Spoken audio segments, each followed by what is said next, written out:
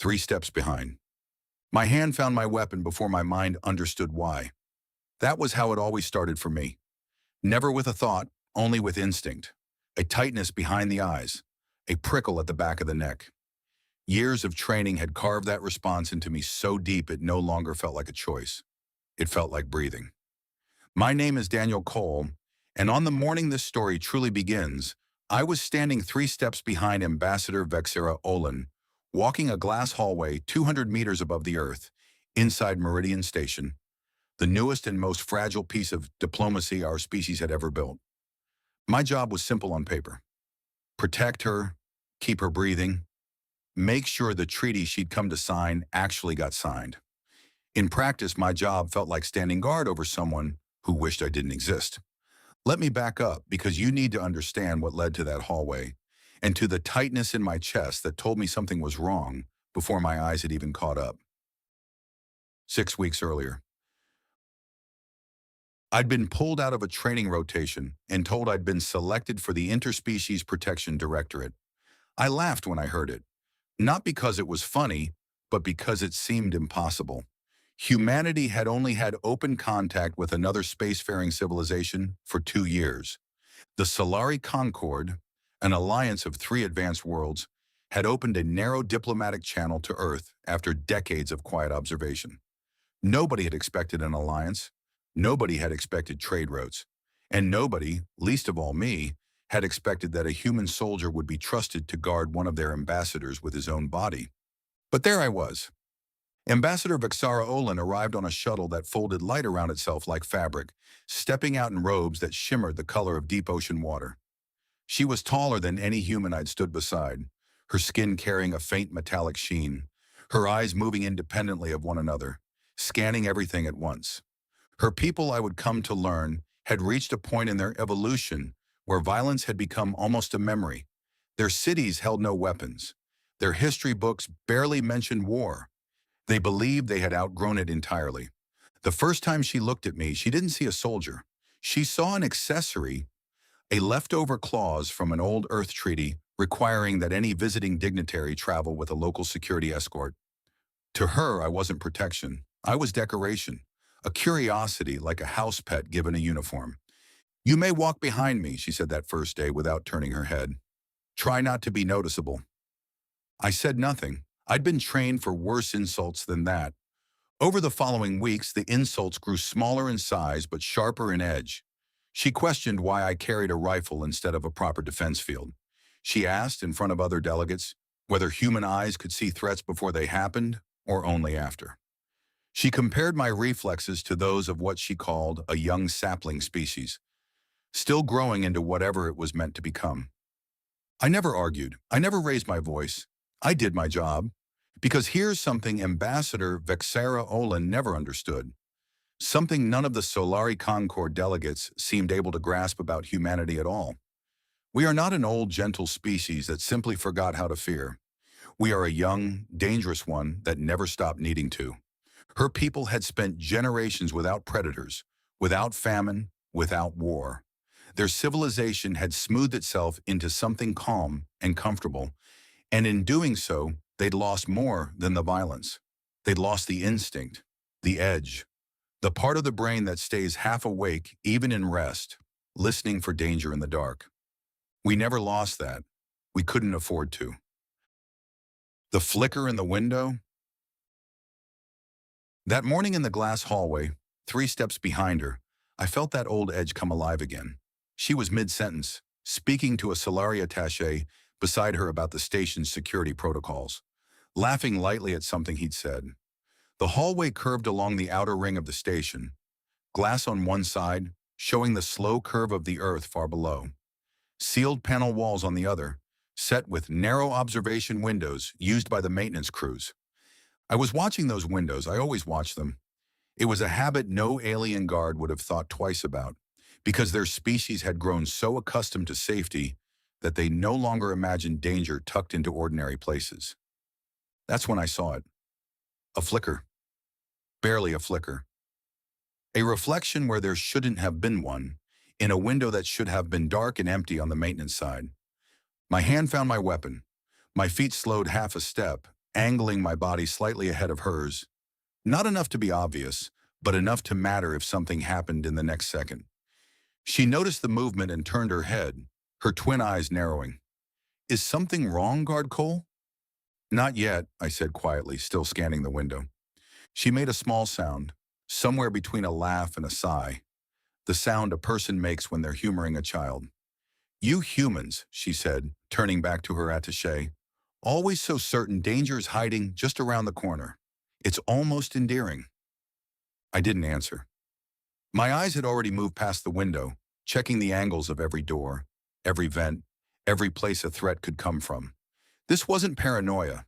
This was training. This was the thing that made humans different from every species we'd met so far. We had learned over thousands of years and at enormous cost that safety was never guaranteed, that the world could turn dangerous in the space between one breath and the next. The Solari Concord had never paid that price, not in living memory, so they walked through hallways like this one without a second thought, trusting that danger belonged only in old stories. I envied them in a strange way. But I also knew, in the marrow of my bones, that an ease like theirs could not last forever in a universe as wide and unpredictable as this one. The flicker didn't repeat. Nothing else happened in that corridor. We passed a checkpoint manned by two of my colleagues and entered the diplomatic wing without incident. The ambassador never mentioned the moment again, already filing it away as one more example of human overreaction. I didn't file it away so easily. I logged the location. I logged the time. Later that day, alone, I pulled the maintenance access records for that section of the station, and something made the back of my neck prickle all over again. No maintenance crew had been scheduled in that corridor for 11 days. Someone had been in that window who wasn't supposed to be there. I flagged it to station security. The response came back in the same disinterested tone I'd already learned to expect from anyone who wasn't human and had never needed to survive on instinct alone. Noted. Likely a reflection from external light sources. No further action required. I read the message twice, standing alone in my quarters, feeling something settle heavily in my chest. Not fear exactly. Something closer to certainty. The cold, quiet certainty of a man who has seen a wolf's shadow in a room full of people who don't believe wolves exist. I didn't sleep well that night. The Grand Hall. The next morning I was back in position, 3 steps behind Ambassador Olin as she walked toward the Grand Hall for the final round of treaty negotiations. Her robes were even more elaborate than before. Deep blue fabric that seemed to hold starlight in its threads. "You look tired, Guard Cole," she said, one eye fixed ahead, one flicking toward me. "Did the shadows keep you awake?" There was no cruelty in it, only the genuine curiosity of someone asking a child why they were afraid of the dark, already expecting the answer to be nothing at all. "Something like that," I said. She made that small, amused sound again and turned her attention forward, toward the hall where dozens of delegates from both our worlds were gathering. I followed 3 steps behind, eyes sweeping every doorway, every window, every shadow that didn't sit quite right. I didn't know yet how right I was. The Grand Hall had been built to impress every species that walked through it, and it succeeded without effort. A domed ceiling of reinforced glass overhead, showing the black of space and the slow-turning blue of the earth beneath it. Long tables stretched across the polished floor, each marked with the flags of the nations and worlds represented that day. I stood near the entrance, close enough to reach the ambassador within 2 seconds, far enough to be forgotten. She never let me be forgotten. "Guard Cole," she called, her voice carrying easily across the room, loud enough for nearby delegates to turn and listen. "Come closer. I'd like my colleagues to see what Earth considers proper security." I stepped forward, keeping my face calm. Resisting these moments only made them longer. "This is Daniel Cole," she said, gesturing at me for the small crowd. "One of Earth's finest soldiers, or so I'm told. Notice how he carries a projectile weapon, a device that requires him to see danger, aim at danger, and react to danger, all within the span of a single heartbeat. Fascinating, isn't it? Like watching an older kind of animal try to keep pace with a modern world." Quiet laughter moved through the delegates. Not cruel exactly. The kind of laughter people offer when they have never had to imagine a world where danger couldn't simply be engineered away. Do you know, she continued, turning fully toward me now, clearly enjoying the small audience. On my homeworld, we resolved conflict through structured negotiation over 400 years ago. We have no need for guards who carry weapons of harm. Our security relies on prediction, on data, on foresight so advanced that violence becomes almost impossible to attempt. And yet, here you stand, Guard Cole, with a device built entirely around the assumption that violence will happen anyway. It happens more often than people expect, I said quietly. She tilted her head, both eyes fixing on me at once. An expression I'd learned meant genuine surprise. It was rare for me to speak unprompted, rarer still for me to disagree with her in front of others. Is that so? She said, amusement returning to her voice. Tell me, Guard Cole, in your professional opinion, how many attempts on my life do you believe have occurred since I arrived on this station? The question was meant as a joke. I could hear it in her tone, see it in the smiles of the delegates around her, already anticipating an answer of zero, proof of human paranoia as nothing more than an outdated evolutionary leftover. I thought about the 11 days since the last scheduled maintenance crew. I thought about the report I'd filed and the dismissal that followed. One that I know of, I said, possibly more that I don't. The room went quiet in a way it hadn't been before. Her amused expression faltered just slightly before she recovered it.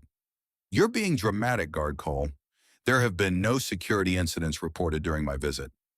There was an unreported presence in a restricted maintenance corridor 2 days ago, I said. I filed the report myself. And what came of it? It was dismissed as a reflection of external light. She studied me for a long moment, one eye still on the crowd, one now fixed entirely on me.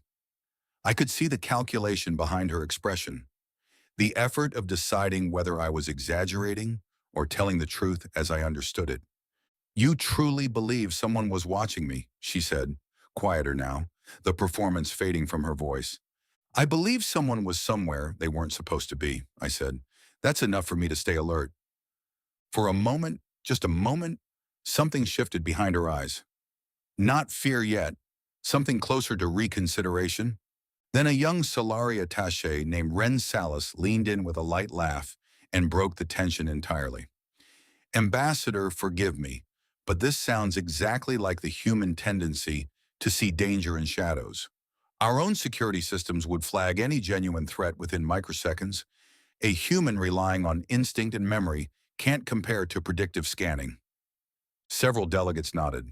Her expression hardened back into its familiar shape of amused superiority, as though she'd needed the reminder that doubting her own systems, even for a moment, was an embarrassment she couldn't afford in front of her peers.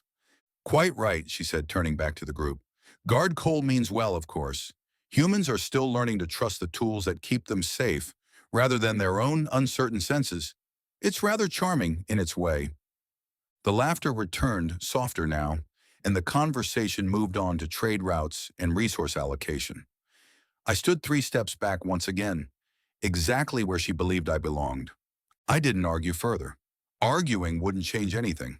What mattered wasn't whether she believed me. What mattered was whether I stayed ready. The man who wasn't a server.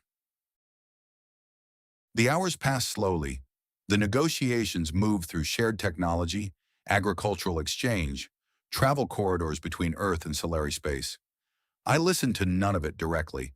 My attention split between the doors, the windows, the servers moving between tables, and the small gaps of silence that sometimes told me more than any conversation could. It was in one of those gaps, roughly 2 hours in, that I noticed something small but wrong. A member of the serving staff, a young man I hadn't seen in earlier briefings, moved along the far wall with a tray of drinks. His uniform matched the others perfectly. His movements were smooth, practiced, unremarkable. His eyes were not. Every other server in that hall moved with the relaxed confidence of someone performing a routine task among people they had no reason to fear. This man's eyes moved the way mine did, scanning, measuring distances, checking exits. Subtle. So subtle I doubted anyone without my exact training would have noticed at all. I shifted position for a better view, careful not to draw attention. He didn't approach the ambassador directly. He refilled a few glasses, then disappeared through a side door marked for staff only. I noted the time. I noted the door. In the next lull, I quietly radioed station security, requesting confirmation of staff assignments. All serving staff accounted for. No discrepancies noted. I asked for the name of the individual who'd exited through the western side door roughly 10 minutes earlier. A pause. Longer than I liked. No staff member logged an exit through that door during the specified time frame. That same cold certainty settled over me again. Someone had been in that hall who wasn't supposed to be there. Someone whose eyes moved like mine, trained for a very different purpose than serving drinks at a diplomatic gathering. I said nothing to the ambassador. I'd already learned that raising concerns without solid proof only invited more ridicule. Instead, I stayed closer than protocol required. Close enough that when she glanced back at me, clearly winding up for another light remark about human nervousness, she saw something in my face that made the words die before she spoke them. "You're watching something," she said quietly, without an audience this time. "I'm watching everything," I said. "That's the job." She studied me a moment longer, her eyes narrowing. And for the first time since her arrival, I saw something in her expression that wasn't quite amusement and wasn't quite doubt. It was the beginning of a question she wasn't ready to ask yet. The gathering continued. The delegates spoke of futures built on cooperation and trust. And somewhere beneath the polished floor, beyond the reach of predictive systems that had never needed to imagine true danger, something was moving into position, patient, unseen, waiting for a moment none of them believed could ever arrive.